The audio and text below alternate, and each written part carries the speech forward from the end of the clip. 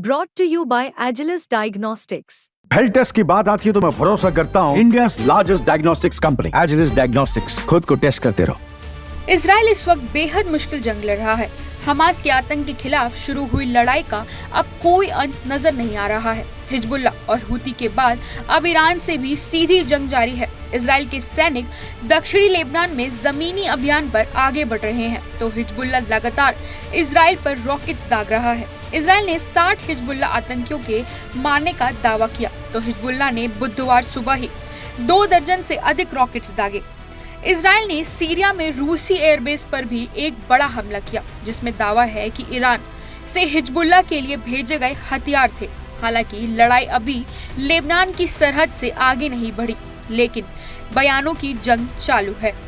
Iran के राष्ट्रपति ने कतर में कहा है कि इजराइल ने पलटवार किया तो और घातक हमला होगा। इजराइल के राजदूत ने संयुक्त राष्ट्र संघ में कहा है कि ईरान अपनी करतूतों का जल्द ही अंजाम भुगतेगा। हालांकि चुनाव में कहा जा रहा है कि अमेरिका इस वक्त मिडिल ईस्ट में कोई भी बड़ी जंग जोखिम नहीं ले सकता है। इसी बीच आईडीएफ ने हिजबुल्ला पर लेबनान और सीरिया के बीच नागरिक मसना सीमा क्रॉसिंग का उपयोग देश में ईरानी हथियारों की तस्करी करने के लिए आरोप लगाया है।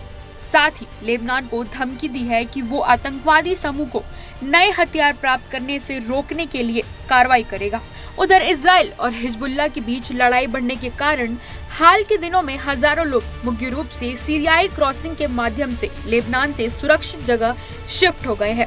आईडीएफ के अरबी भाषा के प्रवक्ता कर्नल अविचाय एडर्ड का कहना है कि पिछले सप्ताह सेना ने लेबनान और सीरिया के बीच अन्य बॉर्डर क्रॉसिंग पर हमला किया था, जिसका इस्तेमाल हिजबुल्ला द्वारा हथियारों को तस्करी करने के लिए किया जाता था। इसलिए आतंकी समूह ने हथियारों की खेप के लिए मसना को अपने मुख्य मार्ग के रूप में इस्तेमाल करना शुरू कर दिया है।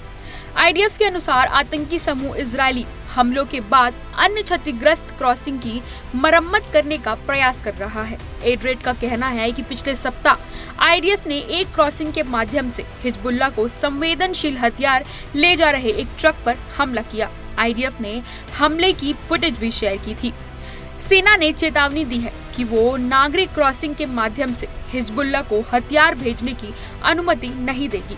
आईडीएफ के कर्नल ने कहा, लेबनान राज्य अपनी आधिकारिक सीमा क्रॉसिंग और हिजबुल्ला को इन क्रॉसिंग का उपयोग करने से रोकने की अपनी क्षमता के लिए जिम्मेदार है। आईडीएफ लेबनानी राज्य से आग्रह करता है कि वो नागरिक क्रॉसिंग से गुजरने वाले ट्रकों का सख्त निरीक्षण करे और हथियारों से भरे ट्रकों को वाहनों को सीरिया वापस लौटा दे।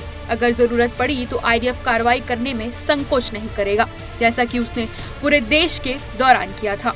कतर के अमीर ने भी युद्ध को लेकर कड़ी प्रतिक्रिया दी है। कतर के अमीर शेख तमीम बिन हामिल अल थानी ने कहा है कि मिडिल ईस्ट में इस समय जो हो रहा है वो सामूहिक नरसंहार है।